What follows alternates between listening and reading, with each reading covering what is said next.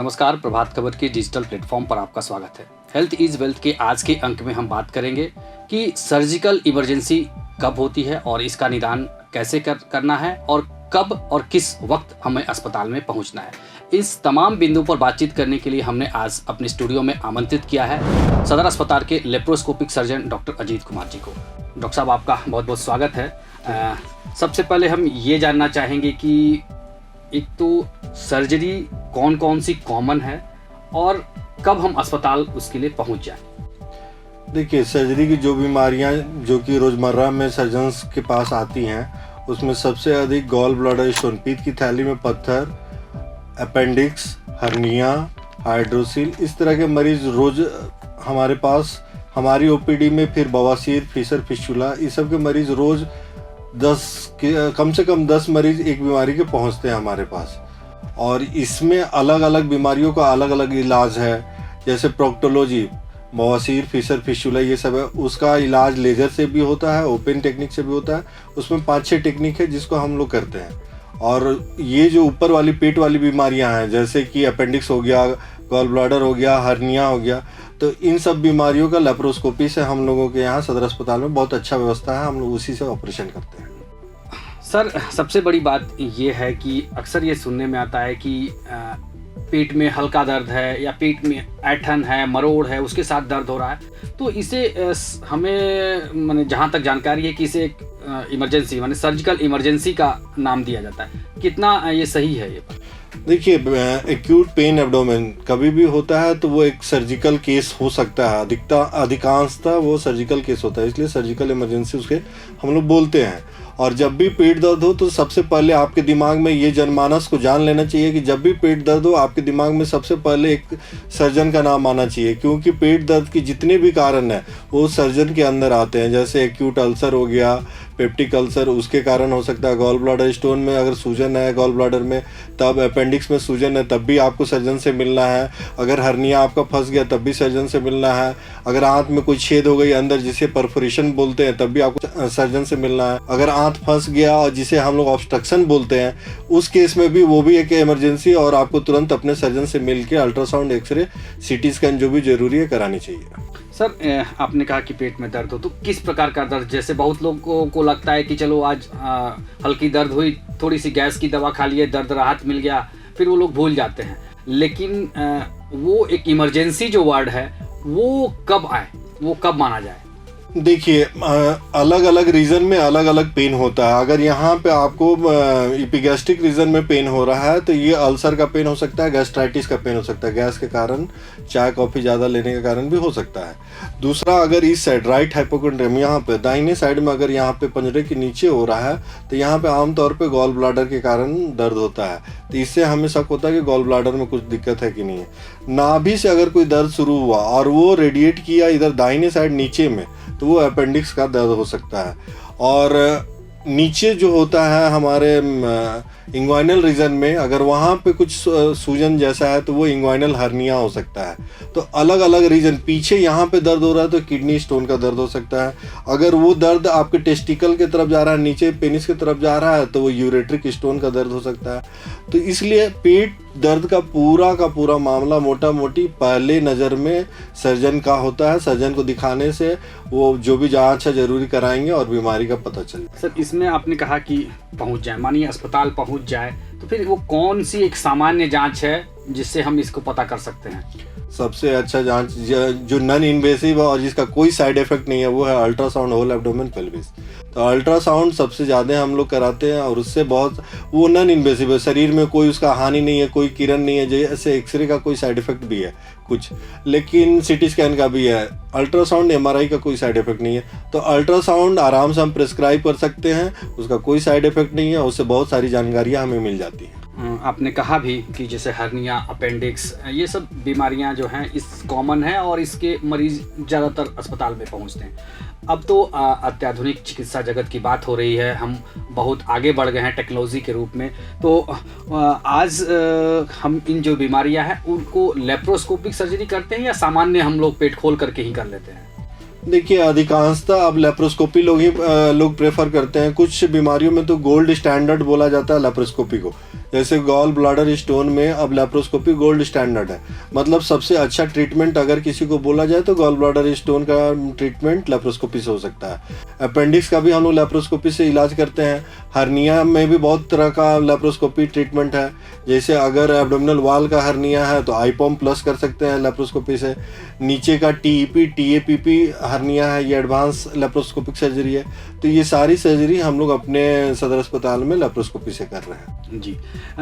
अब बात करते हैं सामान्य बीमारी में ही, अगर सामान्य जैसे कि सर्जरी की नौबत जिसमें आ जाती है, बवासीर, फिस्टुला, ये एक कॉमन बीमारी है जो कि अक्सर मतलब सुनने को मिलता है, हर 2, 4, 5 लोगों में एक बार ये मतलब सुनाई देता है कि उन्हें इस प्रकार की समस्या। तो क्या इसका निदान सिर्फ सर्जरी है या कब हम सर्जरी के लिए उसको सलाह देते हैं सर? देखिए, इसमें से 10 में से 8 मरीज 9 मरीज बिना सर्जरी के ठीक हो जाते हैं दवाई से ही। लेकिन लोगों को जानना होगा कि नीचे की सारी बीमारियां बवासीर नहीं होती हैं। लोग हर बीमारी को बवासीर समझ के हमारे पास आते हैं, और आपने सही बोला, आज के समय में खान पान और लाइफ स्टाइल जैसा हो गया है, बहुत कॉमन डिजीज़ है। हम लोग पानी कम पीते हैं, फाइबर रिच डाइट कम लेते हैं, और स्लीप हैबिट हम लोग का अच्छा नहीं है, एक्सरसाइज नहीं करते हैं। तो इन सब कारणों से ये बीमारियां बढ़ी हैं हमारे सोसाइटी में, और एडल्ट्रेशन फूड का भी बढ़ा है। तो वैसे केस में हमारे ओपीडी में सबसे ज़्यादा मरीज आते हैं तो यही प्रोक्टो वाले मरीज आते हैं, जिनको बवासीर बोल के आते हैं। जब हम लोग जाँच करते हैं तो मालूम चलता है बवासीर नहीं है, ये फीसर है। तो मरीज तीनों में अंतर नहीं समझते हैं। जब हमारे पास आते हैं तो हम उनको समझाते हैं, और फीसर में, एक्यूट फीसर में अधिकांशतः केस में 1 महीना तक हम लोग दवाई चलाते हैं, मलहम लगाने का और पानी से सिकाई करने का, उससे ही ठीक हो जाता है। जो क्रॉनिक फीसर होते हैं, जो बार बार होते हैं, उनका ऑपरेशन का जरूरत पड़ता है। उसके लिए भी गोल्ड स्टैंडर्ड लेज़र है, डायोड लेजर से ऑपरेशन होता है, वो हमारे सदर अस्पताल में उपलब्ध है। तो हम लोग डायोड लेजर से ही एक छोटा सा पिन होल छेद करके ऑपरेशन करते हैं। और हेमरॉयड जो है, बवासीर का बहुत तरह का इलाज है।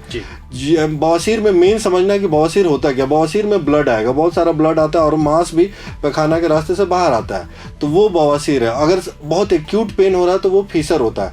अगर आपका बूंद बूंद कुछ आ रहा है पैखाने के रास्ते के अगल बगल से, पस जैसा, और वो बार बार बनता है, फूटता है, बनता है, फूटता है, तो वो फिस्टुला होता है। तो ये 3 बीमारियां अलग बीमारियां हैं जिसको जानने की ज़रूरत है।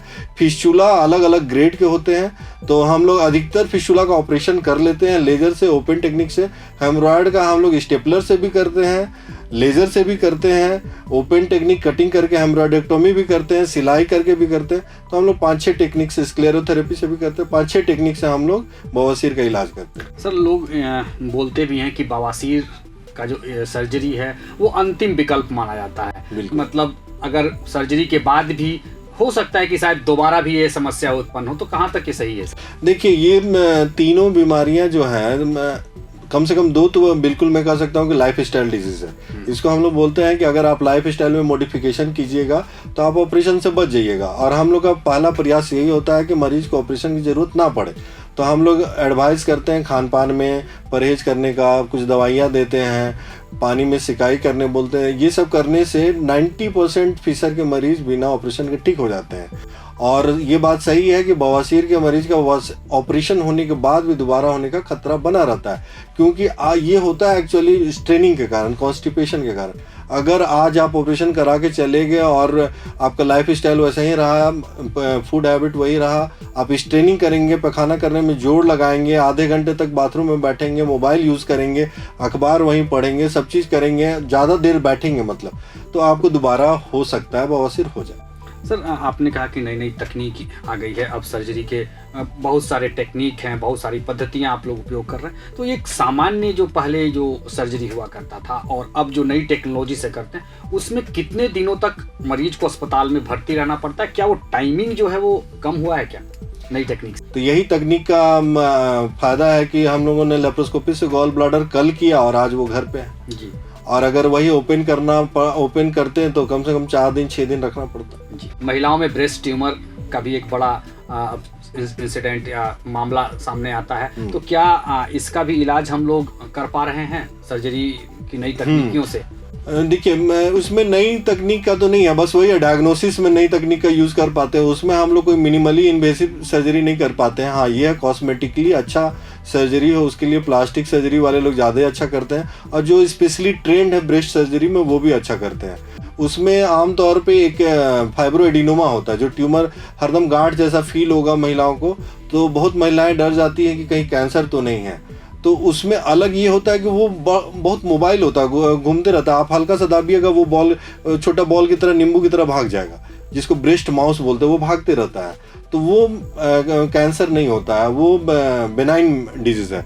लेकिन अगर कैंसर हुआ तो वो फिक्स रहेगा अंदर में, आपके चमड़ा को अंदर खींचा रहेगा, निप्पल को अंदर खींचा रहेगा, तो वो कैंसर का पहचान है। तो ये जागरूकता बढ़ाने की जरूरत है। ब्रेस्ट कैंसर की स्क्रीनिंग समय समय पे गवर्नमेंट हॉस्पिटल्स में होते रहती है, कैंप लगा के भी होती है। तो ये सोसाइटी में होने से अब ब्रेस्ट कैंसर 100% क्यूरेबल है। अगर शुरू में डायग्नोसिस हो जाए तो उसका पूरा का पूरा इलाज संभव है। इसलिए ब्रेस्ट कैंसर के मरीजों को जागरूक करने से हम इस बीमारी पर कंट्रोल पा सकते हैं। सर, आपने कहा कि अब जो है नई तकनीक से मरीजों की संख्या बढ़ रही है, तो क्या ये जो नई तकनीक है उसमें आयुष्मान भारत योजना, जो एक महत्वाकांक्षी योजना है गवर्नमेंट की, उसमें क्या ये कवर हो पाता है? देखिए, आयुष्मान के कारण, मुझे तो लगता है आयुष्मान के कारण ही मरीजों को ये सुविधा मिल पा रही है। क्योंकि हमारे यहाँ एक ऑपरेशन, जो शुक्रवार को मेरा ऑपरेशन डे है, उस दिन आयुष्मान से 1-1.5 लाख का ऑपरेशन हम लोग कर लेते हैं। तो वो 1.5 लाख सदर अस्पताल को मिल जाता है। इंसेंटिव। हाँ, और उस 1.5 लाख से फिर हम लोग कुछ सामान खरीदते हैं, जैसे लेप्रोस्कोपी में जाली का ज़रूरत है, क्लिप का ज़रूरत है, टैकर का ज़रूरत है। तो वो सारी चीज़ें सदर अस्पताल हमें उपलब्ध कराती है, इसलिए मरीजों को हम लोग निःशुल्क उपलब्ध कराते हैं। सर, आपने तो बहुत विस्तार से बताया, मेडिकल इमरजेंसी के बारे में भी बताया कि कब आपको सर्जन के पास पहुंचना चाहिए। एक सबसे बड़ी बात ये होकर निकल के आ रही कि ये समस्याएं बढ़ क्यों रही हैं, और इन समस्याओं से हम कैसे निजात पाएँ, कैसे डॉक्टर के पास, अस्पताल में हम कम पहुँचे, क्या करना चाहिए इसके लिए? देखिए, अवेयरनेस बढ़ना तो अच्छी बात है। अवेयरनेस अभी इसलिए भी ये बीमारियां बढ़ रही हैं क्योंकि डायग्नोसिस ज़्यादा हो रहा है। आज के टाइम में अल्ट्रासाउंड की फैसिलिटी बहुत जगह हो गई है। पहले रांची में अल्ट्रासाउंड 10-15 साल पहले बहुत कम सेंटर थे, तुरंत से अल्ट्रासाउंड का नंबर नहीं मिलता था, 3 दिन बाद मिलता था, तब तक मरीज की हालत ख़राब हो जाती थी। आज के समय में हर कोने में एक ultrasound centre, CT scan, MRI मिल जाता है। इसलिए भी बीमारियों के डायग्नोसिस के कारण बीमारियां बढ़ रही हैं। बीमारी पहले भी थी, लेकिन डायग्नोसिस जल्दी हो रहा है। दूसरा है कि इसको रोकने के लिए क्या करना चाहिए, रोकथाम के लिए यही करना चाहिए। अपेंडिसाइटिस का एक कारण माना गया है कि फास्ट फूड अगर आप अवॉइड करते हैं और आपका फूड हैबिट में ज़्यादा फाइबर रहता है, पानी ज़्यादा पीते हैं, तो ये गट की जितनी भी बीमारियां, आधा आपका कॉन्स्टिपेशन, कब्जियत नहीं होगा तो आपको बवासीर नहीं होगा, कड़ा पैखाना नहीं होगा तो फीसर नहीं होगा। तो आप अपने लाइफ स्टाइल और फूड हैबिट चेंज करके, एक्सरसाइज करके, कम से कम 30 मिनट्स तक एक्सरसाइज करना चाहिए पर डे। तो ऐसे अगर हम अपने लाइफ स्टाइल को चेंज करें, खान पान को चेंज करें, तो हम ये बहुत सारी बीमारियों को हम लोग, जैसे चाय अधिक पीने वाले को अल्सर होने का खतरा ज़्यादा है, खाली पेट जो रहते हैं उनको पेप्टिक अल्सर ज़्यादा होता है। फिर अगर आप स्मोकर हैं, अल्कोहलिक हैं, तो वैसे केस में आपको आंत की बीमारी, पैंक्रेटाइटिस, ये सब ज़्यादा हो सकती है। तो आप अगर ये सब चीज़ से दूर रहेंगे और हेल्दी लाइफ स्टाइल यूज़ करेंगे और एक्सरसाइज करेंगे तो डेफिनेटली आदि बीमारियों से आप ऐसे ही दूर होंगे। सर, हमारा ये जो शो है, इसको पूरे देश में लगभग लोग देखते हैं, तो एक संदेश जो होगा वो आपका क्या होगा सर? देखिए, मैं 2-3 चीज़ों को बार बार बोलता हूँ कि पहले महिलाओं पे आते हैं। अगर ब्रेस्ट में कोई भी गांठ हो, आप अपने से ज़्यादा इलाज, अपना कोई भी देसी पद्धति मत अपनाइए। तुरंत से आप अपने सर्जन से मिलिए, उनसे दिखाइए। वो ज़रूरी होगा तो FNAC कराएंगे, अल्ट्रासाउंड करा के देख लेंगे। दूसरा है कि नीचे अगर आप पेट में कोई भी दर्द होता है, बिना सोचे सबसे पहले सर्जन से कंसल्ट करें, क्योंकि आप अगर 2 दिन बर्बाद कर देंगे तो मरीज का जान बचाना मुश्किल हो जाएगा, अपेंडिक्स फट जाएगा, तब फिर हम लोग के लिए भी मुश्किल होता है। तीसरा है कि नीचे से खून आना, पैखाना के रास्ते से खून आना सिर्फ बवासीर नहीं होता है। 40 साल से ज़्यादा उम्र के मरीज को अगर पैखाना के रास्ते से खून आ रहा है तो हम लोग कोलोनोस्कोपी एडवाइस करते हैं, क्योंकि वो रेक्टल कैंसर भी हो सकता है, एनल कैंसर, रेक्टल कैंसर भी हो सकता है। तो पैखाना से खून आना को बहुत हल्के में भी नहीं लेना। ये अलर्ट साइन है, ये इमरजेंसी है, आपको तुरंत सर्जन से मिलना चाहिए, ज़रूरत होगा तो कोलोनोस्कोपी कराना चाहिए।